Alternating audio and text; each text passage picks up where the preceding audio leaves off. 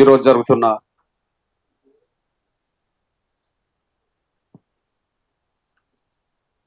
మితాయల్ వార్ల రాష్ట్ర సదస్సుకు అధ్యక్ష వహించిన తమ్ముడు కామర్ల కృష్ణ గారికి మనకు ప్రత్యేక ఆహ్వానితులుగా వచ్చి మన ఆకాంక్షలకు అండగా నిలబడడానికి వచ్చిన నా సోదరులు మాజీ పార్లమెంట్ సభ్యులు నేతకాని వెంకటేష్ అన్న గారికి, సోదరులు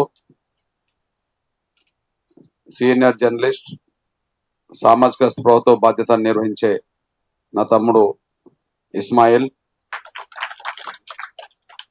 సోదరులు మీకు ముందే ఈ సమాచారం ఇచ్చి మిమ్మల్ని సన్మానం చేయడంలో కొంత పాత్ర పోషించిన తమ్ముడు పుల్ల శ్రీను మాదిగా, మరో బలహీన వర్గాల అంటే మన దళితుల్లోనే వెనుకబాటు గురైన ఒలియదాసరికి సంబంధించిన సభాధ్యక్షుడు సమావేశ నాయకుడు వెంకటేష్ గారికి, ఇక్కడ మన మితాయల్ వార్ల సంఘానికి సంబంధించిన రాష్ట్ర అధ్యక్షులు రాంబాబు, గౌరవాధ్యక్షులు శివప్రసాద్, ప్రధాన కార్యదర్శి కళ్యాణ్ చక్రవర్తి, రంగారెడ్డి ప్రతినిధి రాకేష్,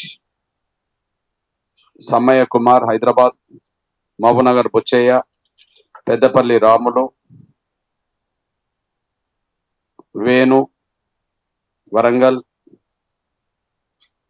నిర్మల్ పరంకుశం, గజం కృష్ణ నిజామాబాద్, శేఖర్ ఆదిలాబాద్, ధర్మపురి చంద్రశేఖర్ ఆర్మూర్, మేక రవి భద్రాద్రి కొత్తగూడెం, ఇంకా మర్చిపోతే నా సోదరులు ఎవరైనా సోదరమణులకు, ఈ సమావేశంలో పాల్గొన్న నా మితాయల్ వార్లకు సంబంధించిన నా సోదరులకు, పెద్దలందరికీ మిమ్మల్ని సన్మానం చేయడంలో కీలకమైన పాత్ర పోషించిన తమ్ముడు శరత్, ఇంకెవరు దర్శన్,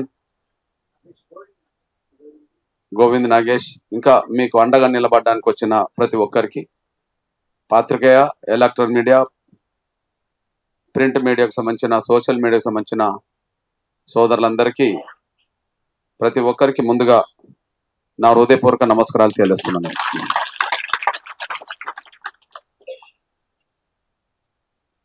నా మితాయల్ వార్లకు సంబంధించిన నా సోదరులారా, గత 2-3 రోజుల క్రితం నుంచే నాకు మీరు ప్రధానంగా నిన్ననే అనుకుంటా మీరు నాకు అందుబాటులోకి వచ్చారు.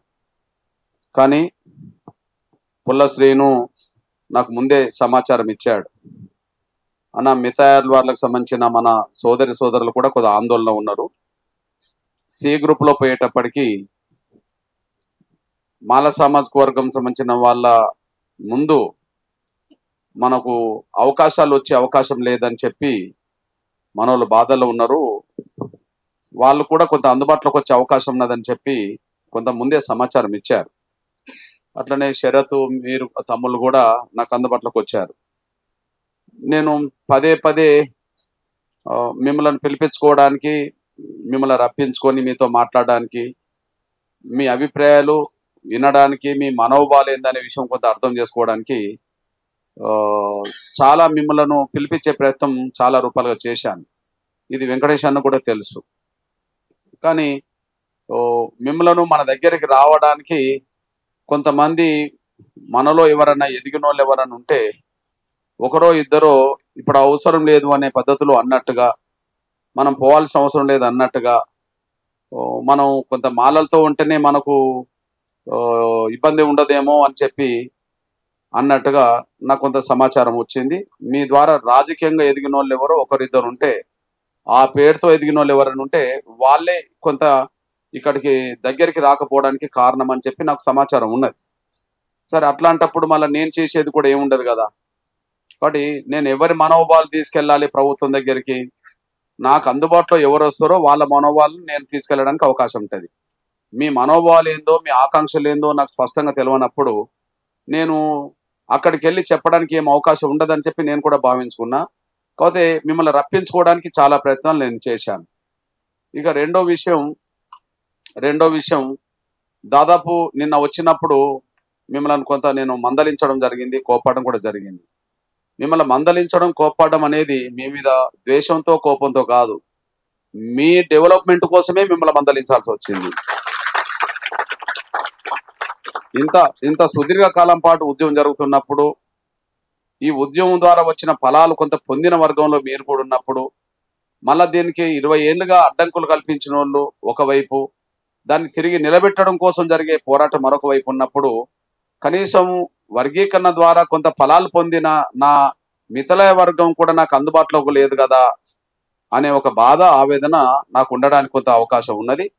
అది మీరు ఎందుకు మళ్ళీ ఈ 30 ఏళ్ళుగా అందుబాటులోకి రాలేదో అది మీకు తెలిసి ఉంటుంది. ఆ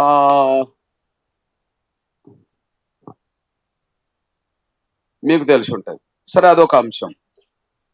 తర్వాత నాకు అన్నా మేము సి గ్రూప్లో మేము ఉండలేము, సి గ్రూప్లో ఉంటే మేము వాళ్ళని తట్టుకొని మేము ముందుకెళ్ళలేము అని చెప్పి, నాకు ముఖ్యమంత్రి అపాయింట్మెంట్ రాకముందు నాకు అందుబాటులో వచ్చిన కులాలు బలంగా నేత కానీ ఒలేదాసర్ మాత్రమే. ఎందులో సి గ్రూపుల నుంచి.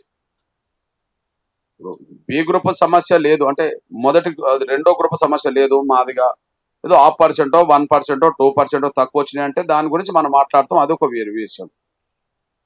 మొదటి గ్రూపుకు సంబంధించిన సమస్య కాదు, ఎందుకంటే అత్యంత వెనుకబడ్డ వర్గంలో ఉన్న వాళ్ళకు అవకాశాలు రావాలని నేను కూడా కోరుకుంటా కాబట్టి అది సమస్య కాదు. ఇప్పుడు సి గ్రూపులో ఉండి మాకు న్యాయం జరగదేమో అని అనుకుంటున్న వాళ్ళు కదా నేను మాట్లాడాల్సింది. నేను ఎవరి తరపున మాట్లాడాలి, నేను ఎవరి కోసం మాట్లాడాలి అన్నప్పుడు, సి గ్రూపులో ఉండి కూడా మేము అక్కడ ఉంటే మాకు న్యాయం జరగదు అని చెప్పి ఎవరికైతే ఉన్నదో వాళ్ళ మనోభావాలను నేను ప్రభుత్వం దృష్టికి తీసుకురావాలి. అట్లా దృష్టికి తీసుకొచ్చే సమయానికి నాకు అందుబాటులో ఉన్నది నేత కానీ నోలేదాసర్లు కాబట్టి ప్రత్యక్షంగా ముఖ్యమంత్రి ముందు వాళ్ళు 2 కులాలను కూర్చొని నేను మాట్లాడినాను. నాకు అందుబాటులో ఉన్న కులాలు అవే కాబట్టి నేను మాట్లాడాల్సి వచ్చేసింది. అంటే ఎవరికి అన్యాయం జరగని పద్ధతిలో, అందరికీ న్యాయం జరిగే పద్ధతిలో ఉండాలనే ఒక లక్ష్యమే నాకు ఉన్నది కాబట్టి ఆ సమయానికి నాకు అందుబాటులో వచ్చిన వాళ్ళు సి గ్రూపులో మేము ఉండలేము, మాకు ప్రత్యేక గ్రూప్ కేటాయించండి, వాళ్ళని డి గ్రూపులోకి పంపండి, మమ్మల్ని సి గ్రూపులో ఉంచండి అని చెప్పి ఎవరైతే అందుబాటులో ఉన్నారో వాళ్ళను ముఖ్యమంత్రి దగ్గరికి తీసుకెళ్లి దాదాపు 1.5 గంటల సమయం ఆయనతో మాట్లాడి వెచ్చించాల్సిన పరిస్థితి వచ్చింది. ఆ పరిస్థితి మీకు ఎందుకు లేదనేటప్పటికీ అప్పటికి మీరు అందుబాటులోకి రాకపోవడం వల్ల, మీ మనోభావాలు ఏందో నేను స్పష్టంగా నాకు తెలియకపోవడం వల్ల నేను ముందుకెళ్ళడానికి నాకు అవకాశం లేదనేసి కూడా మీ దృష్టికి తీసుకొస్తున్నాను. ఎక్కడో ఒక దిక్కు మీరు మరి పక్కదారి పట్టడమో లేకపోతే కారణాలు ఏమైనా సరే మీరు అందుబాటులో రాకపోవడం కొంత ఇబ్బందిగా మారింది. ఇది మొదటి విషయం. రెండో విషయం ఏంటంటే, కొంత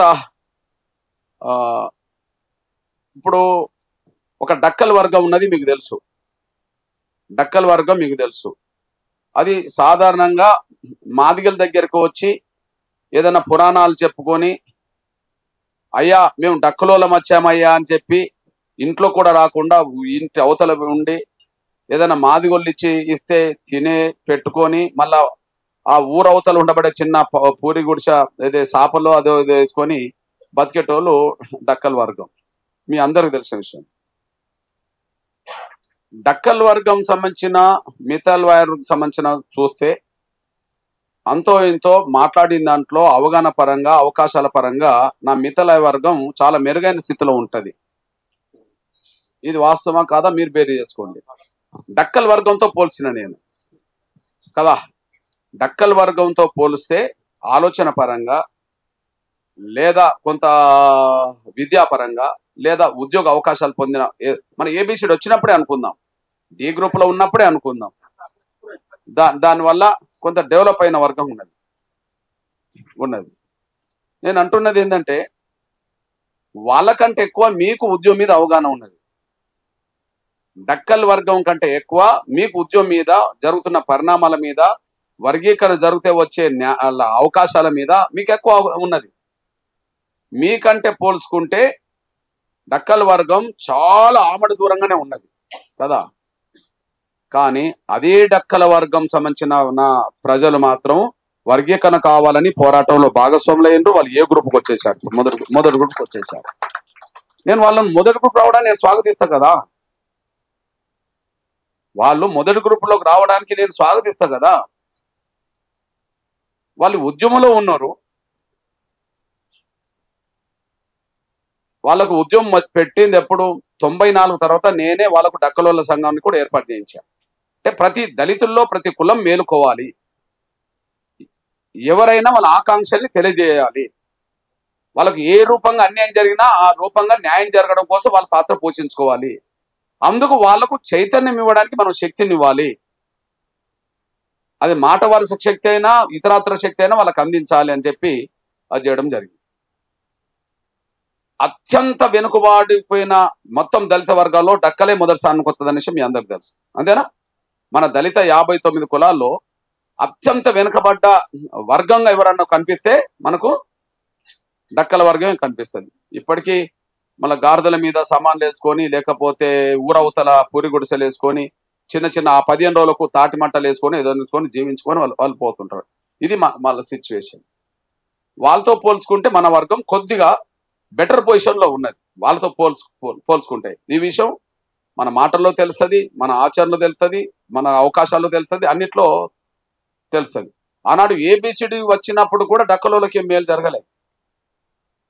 వాళ్ళు బి గ్రూప్ లో ఉన్నారు, అంటే మాదిగ గ్రూప్ లో ఉన్నారు.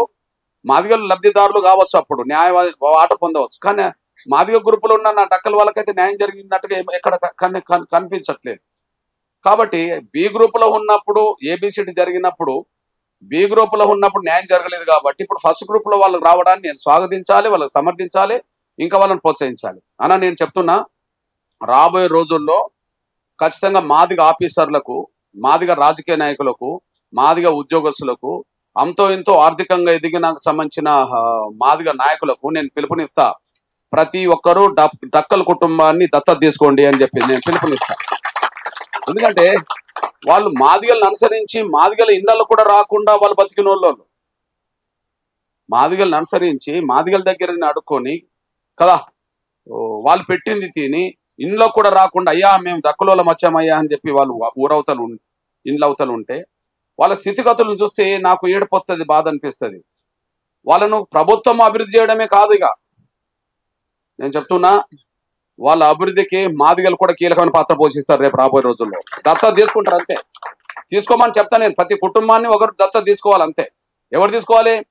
మాదిగల్లో అంబేద్కర్ పేరుతో, రిజర్వేషన్ల పేరుతో ఎవరైతే డెవలప్ అయ్యారో, ఎవరైతే ఉద్యోగస్తులు అయ్యారో, గ్రూప్ 1 ఆఫీసర్లు అయినరో, గ్రూప్ 2 అయినరో, వాళ్ళు ఒక్కొక్కరు ఆఫీసర్లకు ఎదిగిన వాళ్ళు 100 కుటుంబాలు పోషించవచ్చు. అట్లా మరి మాదిగల్లో ఎదిగిన వాళ్ళు కొంత వెనుకబడ్డ వాళ్ళు కొంత చైతన్యం ఇవ్వాలి కదా. రిజర్వేషన్ల ద్వారా వచ్చే న్యాయం వేరు, కానీ ఎదిగిన వాళ్ళు ఎదగని వాళ్ళ పక్షాన నిలబడడం కూడా వేరు. దీన్ని నేను రాబోయే రోజులన్నా ఖచ్చితంగా నేను డక్కల కుటుంబాల పట్ల, ఎందుకంటే బాధ్యత ఉన్నదని నేను చెప్తున్నాను. నేను డక్కల కుటుంబాలు ఎన్ని ఉన్నాయో దాదాపు మనకంటే ఈ లిస్టులో తక్కువనే కనిపిస్తున్నాయి. మనవి మిథలేయర్ వారికి సంబంధించిన మనయేమో దాదాపు 3000 చిల్లర కనిపిస్తున్నాయి. ఓకే, ఇక్కడ డక్కల ప్లీజ్ ఇక్కడ డక్కల 2558. ఇంకా మీరన్నా 80% కులం ఈ మిథలేయర్ రావడం కొద్దిగా లేట్ అవుతుంది కాబట్టి మాలదాసరనో మాలనో ఇంకోటనో మీరు పెట్టుకున్నారు. కానీ డక్కలలో ఎక్కడ కూడా మాదిగని పెట్టుకున్నట్టు కూడా లేదు. అంటే మన మిథలేయర్ వారికి సంబంధించిన జనాభా ఇప్పుడున్న దానికంటే 5-6 రెట్లు పెరుగుతుంది. ఎంత పెరుగుతుంది? 5-6 రెట్లు పెరుగుతుంది. నాకు తెలిసి ఒక 15% ఇప్పుడు మిథలేయర్ సర్టిఫికెట్లు ఉంటే 85% మాలదాసరో ఏదో ఒక పేరుతో మన సర్టిఫికెట్లు అవి వచ్చినాయి. ఇప్పుడు ఉన్న దానికంటే 80% పెరుగుతాయి. కానీ ఇక్కడ డక్కలకు సంబంధించిన విషయం కూడా వచ్చేప్పటికి వాళ్ళకి పెరగవు కూడా. ఎందుకంటే వాళ్ళు మాదిగాని కూడా రాయించుకునే చైతన్యం వాడు ఉన్నాయి. మాదిగాని రాయించుకునే పరిస్థితి కూడా వాళ్ళకు లేదు. డక్కల పేరుతోటే వాళ్ళు అక్కడ ఉన్నారు. ఇట్లాంటి పరిస్థితుల్లో ఖచ్చితంగా రాబోయే రోజుల్లో డక్కల సామాజిక వర్గ అభివృద్ధి కోసం, పిల్లల చదువుల కోసం, వాళ్ళని పైకి తీసుకురావడం కోసం ప్రభుత్వం ఎంత చైతన్యతదో అది ఇచ్చే విధంగా నేను చేస్తా వాళ్ళ కోసం. అట్లనే రిజర్వేషన్ల పరంగా ఫస్ట్ గ్రూపులో వస్తే వాళ్ళకి ఏ మేలు జరగాలో నేను వాళ్ళ మీద ఒక కన్నేసే పెడతాను. నేను మూడోది, ప్రతి డక్కల కుటుంబాన్ని ఒక మాదిగా డెవలప్ అయిన కుటుంబం దత్తత తీసుకోమని నేను చెప్తా. వాళ్ళ గురించి కూడా నేను ఆలోచిస్తాను. ఇది ప్రభుత్వ పరంగా వచ్చేది ప్రభుత్వ పరంగా రావాలి, రిజర్వేషన్ల పరంగా వచ్చేది వాళ్ళకు రిజర్వేషన్ల పరంగా రావాలి. మాదిగలను అనుసరించి వాళ్ళు బతికిన వాళ్ళు కాబట్టి వాళ్ళ అవకాశాలు మాదిగలు దోచుకుంటే పాపం అవుతుంది, కానీ మాదిగలు డెవలప్ అయిన వాళ్ళు మాత్రం వాళ్ళ కోసం కనుక చేస్తే వాళ్ళకు జన్మలో వాళ్ళకు మేలే జరుగుతుంది అనే విషయం కూడా వాళ్ళకు నేను చెప్పి వాళ్ళ మీద దృష్టి పెట్టే ప్రయత్నం చేస్తాను. ఇది నేను మిత్తలవేర్ల మీటింగ్ అయినా కూడా వాళ్ళ గురించి ఎందుకు మాట్లాడినా అంటే అర్థం ఏంటంటే, అత్యంత వెనుకబడ్డ ఆ డక్కల వర్గమే ఎంఆర్పిఎస్ లో ఉద్యమంలో భాగస్వామైంది.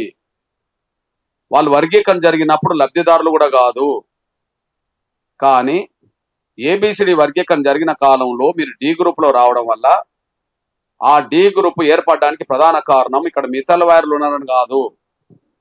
ఇక్కడ మిత్తలవేర్లు ఉన్నారని డి గ్రూప్ ఏర్పడలే. ఉమ్మడి ఆంధ్రప్రదేశ్ జరిగినప్పుడు ఆది ఆంధ్ర అనబడుతున్న వాళ్ళు ఆంధ్ర ప్రాంతంలో, ముఖ్యంగా తూర్పు పశ్చిమ గోదావరి జిల్లాలో ఆది ఆంధ్రుల పేరుతో వాళ్ళు బలమైన ఒక వర్గంగా ఉన్నది. ఇప్పుడు మాల మహానాడు నడిపిన పివి రావు గారు ఏదైతే ఉన్నారో ఆ తూర్పు గోదావరి జిల్లాలో ఒక 2-3 లక్షల జనాభా ఆది ఆంధ్రుల పేరుతో వాళ్ళకు ఉంటది. కాబట్టి మాకు సపరేట్ గా ఉండాలని చెప్పి వాళ్ళు అనుకోవడం వల్ల ఆ సపరేట్ గ్రూప్ లో మన మిత్తలవేర్లు ఇక్కడ చేర్చారు. కాబట్టి అప్పుడు లబ్ధి మీకు ఎక్కువ రావడానికి కారణం ఏంటంటే, ఆ ఫస్ట్ ఆ డి గ్రూప్ లో వచ్చిన 1% సంబంధించిన కాడ ఆది ఆంధ్రులు ఇక్కడ లేకపోవడం వల్ల అదే డి గ్రూప్ లో నా మిత్తలవేర్లు ఉండడం వల్ల గా అవకాశాలు మన మిత్తలవేర్లు రావడానికి దారితీసినాయి. దానివల్ల మీరు కొంత మేలు జరిగింది. ఇది విషయం. ఇక్కడనే ఆది ఆంధ్రులు ఉన్నారనుకో, మళ్ళా ఇక్కడ కూడా అది క్లోజ్ అయ్యేది, మళ్ళా ఈ పరిస్థితి కూడా వచ్చేది కాదు. మళ్ళీ డక్కలలో సిచ్యువేషన్ ఉన్నట్టుగానే మన సిచ్యువేషన్ ఉండేది. ఆది ఆంధ్రులు ఇక్కడ లేకపోవడం వల్ల ఆది ఆంధ్ర గ్రూప్ లో డి గ్రూప్ లో అప్పుడు వచ్చిన వాళ్ళు ఆది ఆంధ్ర, మస్తి, మిత్తలవేర్, పంచమ, పర్య. ఈ పంచమ పర్య కూడా అటే ఉన్నది. మళ్ళా పర్య అనేది తమిళనాడుకు సంబంధించిన బేస్ సంబంధించింది. అది మాల సామాజిక వర్గానికి అందుబాటులో ఉంటుంది అన్నట్టుగా పంచమ పర్యాలకు సంబంధించిన ఉన్నది. ఏదేమైనా సరే మీరు కొంత లబ్ధి పొందగలిగారు. అంటే వర్గీకరణ లానప్పుడు మీరు నష్టపోయినరనే మీకు ఉన్నది అంచనా. వర్గీకరణ ఉన్నప్పుడు ఎంతో కొంత మేలు జరిగింది అనేది కానీ ఉన్నది 1 గ్రూప్ లో. వర్గీకరణ రద్దయిన కాంచి మీరు నష్టపోయిన వాళ్ళనే ఉన్నారు. కానీ వర్గీకరణ లేనప్పుడు మీరు నష్టపోయినా, వర్గీకరణ ఉన్నప్పుడు మీకు కొంత మేలు జరిగినా, వర్గీకరణ రద్దయిన కాంచి మీకు నష్టం జరుగుతున్నా, ఈ పోరాటంలో ఏనాడు కూడా మీరు అందుబాటులోకి రాలేదు.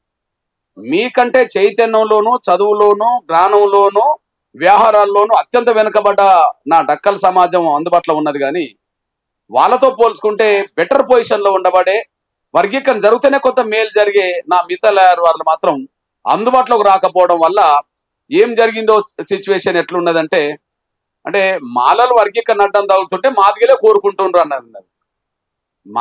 మాలలోమో వర్గీకరణ అడ్డు తగులుతుంటే మాదిగలోమో వర్గీకరణ కోరుకుంటుండ్రు. ఇది మాదిగల యుద్ధంగా చూశారు. కానీ చాలా మంది మాలలు ఒక్కరే వర్గీకరణ ఫలాలు వర్గీకరణ అడ్డు తగులుతుంటే మాదిగల పోరాటం దళితుల్లో అన్ని కులాల కోసం జరుగుతుంది అనడానికి మీరు సాక్ష్యం చెప్పలేకపోయారు. మాలలు 59 కులాల్లో 58 కులాలకు వద్దు, మేమే తింటామని చెప్పి వాళ్ళు అడ్డం పడుతున్నారు. అది 1 సైడ్. కానీ మాదిగలు అందరి కోసం కొట్లాడుతున్నారు. అందరి కోసం కొట్లాడుతున్న సమయంలో అందరు నాకు అందుబాటులో ఉంటే ఏమయ్యేది? మాలలే ఒకరు అడ్డం పడుతుంటే మాదిగల నాయకత్వంలో జరిగే పోరాటంలో దళితులందరూ పాల్గొన్నారనే పేరు వస్తే అందరికి మేలు జరిగేది, ఎప్పుడో మేలు జరిగేది. ఇది మాదిగల మధ్యలో యుద్ధంగా చూశారు. కానీ మాలలు అటువైపు ఉన్నారు, మిగతా 58 కులాలు ఒకవైపు ఉన్నారని చెప్పి అనడానికి అవకాశం ఉండే పరిస్థితిని మనలాంటి వాళ్ళు రాకపోవడం వల్ల కొద్దిగా న్యాయం కోసం జరిగే పోరాటాలు కూడా మీరు లేకపోవడం అనేది, అది కూడా కొంత అవకాశాలు పొంది కూడా లేకపోవడం అనేది, వర్గీకరణ లేకపోవడం వల్ల నష్టపోతూ కూడా మీరు అందుబాటులో రాకపోవడం అనేది ఎవరికైనా బాధ ఉంటుంది అనేసి కూడా మీ దృష్టి తీసుకొస్తున్నాను. అయినప్పటికీ నేను కోరుకుంటున్నది, దళితుల్లో ఎన్ని కులాలు ఉంటే అన్ని కులాలకు వాళ్ళ ఆకాంక్షలకు అనుగుణంగానే న్యాయం జరగాలి, వాళ్ళ వెనుకబాటుకు అనుగుణంగానే న్యాయం జరగాలి, వాళ్ళ జనాభాకు అనుగుణంగానే న్యాయం జరగాలి. వాళ్ళ ఆకాంక్షలకు అనుగుణంగా, వాళ్ళ జనాభాకు అనుగుణంగా, వాళ్ళ వెనుకబాటుకు అనుగుణంగా వాళ్ళకు న్యాయం జరగాలనే కాడ నేను మొదటి నుంచి ఉన్నాను. కాబట్టి ఇప్పుడు జరిగే విషయంలో ఉమ్మడి రిజర్వేషన్ లో నష్టపోయిన వర్గాలు మళ్ళీ వర్గీకరణ ద్వారా కూడా నష్టపోవద్దని చెప్పే, ఉమ్మడి రిజర్వేషన్ లో నష్టపోయిన వర్గాలు మళ్ళీ వర్గీకరణ ద్వారా కూడా మళ్ళీ నష్టపోవద్దు, అంటే వర్గీకరణ జరిగినా కూడా మాకు న్యాయం జరగలేదన్న మాట రాకుండా చూసుకోవడం కోసమే వర్గీకరణ ద్వారా మాదిగలకు కొంత జనాభా పరంగా 1% తక్కువ వచ్చినా చూచే సమాజానికేమో 9% వచ్చింది. చూసే సమాజానికి 9% వచ్చింది. రావాల్సిన దాంట్లో 0.5% 1% తగ్గిందని నేను లెక్కలతో సహా చెప్తున్నాను. అదొక విషయం. కానీ చూసే సమాజానికి 9% వచ్చింది. కానీ 9% వచ్చినా మళ్ళీ నేను పోరాటాన్ని ప్రభుత్వం దృష్టికి తీసుకొచ్చే విషయాల్లో మాదిగల ఒక్కరి కోసమే కాకుండా మీ అందరి కోసం తీసుకొచ్చే ప్రయత్నంలో ఉన్నానని కూడా మీరు మర్చిపోవద్దు.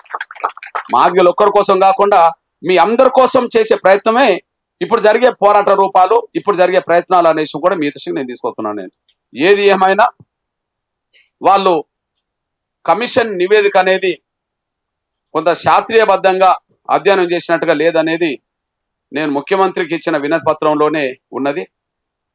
దళితుల్లో అత్యంత వెనుకబడ్డ వర్గాలు అనబడుతున్న వాళ్ళను వన్ గ్రూప్ లో చేస్తూనే మళ్ళా డెవలప్ అయిన వర్గం నుంచి కూడా తీసుకొచ్చి మన్నె లేదా పంబాల లాంటి, మన్నె అంటే సాధారణంగా గద్దరన్న కుటుంబాల వాళ్ళకు సంబంధించిన వర్తిస్తుంది. పంబాలంటే మీరందరూ పేరున్నారు, ఎవరు? చక్రపాణి. అంటే ఒక పబ్లిక్ సర్వీస్ కమిషన్ చైర్మన్ స్థాయికి ఎదిగిన వాళ్ళు, వీసీల రూపంగా వచ్చిన వాళ్ళు, గ్రూప్ 1 గ్రూప్ 2 సంబంధించిన ఉద్యోగాలు చేసేవాళ్ళు, డాక్టర్లు, ఇంజనీర్లు, ఆయా డిపార్ట్మెంట్లో ఉన్నత ఉద్యోగాలు చేసేవాళ్ళు. జనాభా చూస్తే వాళ్ళది 1000 అయినా అందులో దాదాపు 250 నుంచి 400 ఉద్యోగాలు వాళ్ళ కుటుంబాల్లో ఉన్నాయి. 250 నుంచి 400 ఉద్యోగాల వరకు వాళ్ళ కుటుంబాలు ఉన్నాయి. 4th క్లాస్ నుంచి మొదలుకుంటే గ్రూప్ 1 వరకు వాళ్ళ స్థాయి పెరిగిందనేసి కూడా మర్చిపోతాం. ఒకవైపు అదే డక్కల వర్గంలో ఒక ఉద్యోగం ఉండదు. ఏబిసిడి వచ్చిన రోజుల్లో కూడా ఒక ఉద్యోగం వచ్చినట్టు నాకేం లెక్కలు లేదు. వీళ్ళను అందులో పెట్టి మళ్ళీ ప్రతి కుటుంబంలో ఒకరో ఇద్దరు ఉద్యోగాలు ఉన్న వాళ్ళను పంబాలలో తీసుకొచ్చాడ పెడితే మళ్ళీ వీళ్ళ అవకాశాలు వాళ్ళు దోచుకోవడానికి ఉపయోగపడుతుంది కదా. ఉమ్మడి రిజర్వేషన్లను మళ్ళా ఒక మాల వర్గం దోచుకున్నది అన్నట్టుగానే మళ్ళీ వర్గీకరణ ద్వారా వచ్చే ఫలాలు కూడా ఆయా గ్రూపులో మళ్ళీ లబ్ధి పొందిన వర్గాలు చేరితే మళ్ళీ అన్యాయం జరుగుతుంది కదా అని చెప్పి నేను అక్కడ నివేదిక ఇవ్వడానికి ప్రయత్నం చేయడం జరిగింది. ఈ విషయం మీ దృష్టికి తీసుకొస్తున్నాను నేను. ఇకపోతే రెండో విషయం, మనం అంతకుముందు డి గ్రూప్లో ఉన్నాం. డి గ్రూపే కదా, డి గ్రూప్లో ఉన్నాం. డి గ్రూప్లో ఉన్నప్పుడు ఆది ఆంధ్ర అది అక్కడ డెవలప్ అయిన వర్గమే. ఇక్కడ ఎవరన్నా ఎంతో కొంతమంది ఉంటే ఆది ఆంధ్రకు సంబంధించిన దాంట్లో వాళ్ళ జనాభా చాలా తక్కువ ఉన్నది. ఇక్కడ ఎంత చూపెట్టిండ్రు?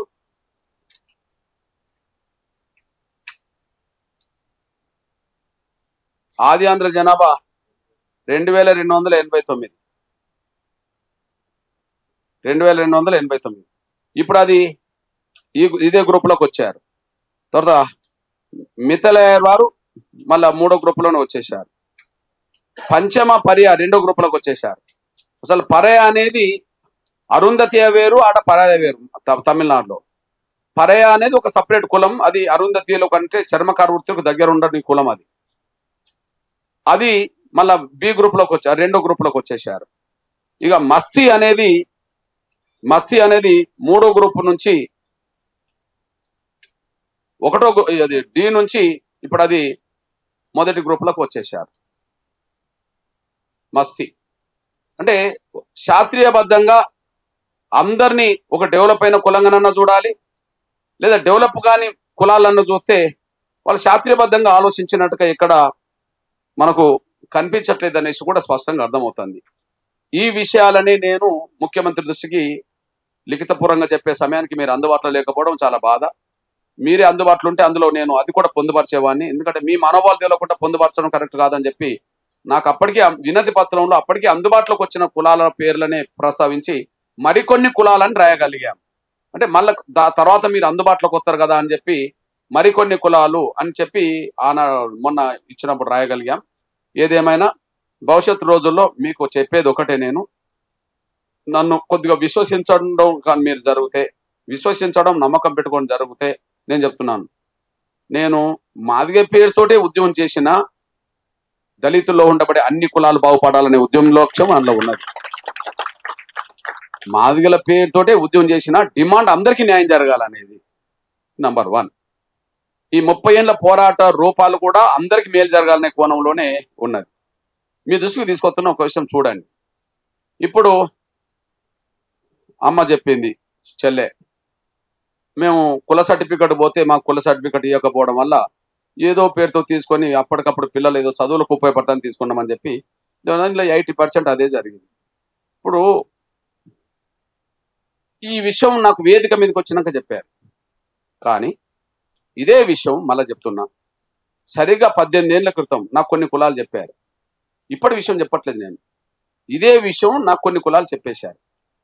ఆ కొన్ని కులాలు చెప్పే సమయానికి 20 ఏళ్ల క్రితం చెప్పారు. 20 ఏళ్ల క్రితం చెప్పారు.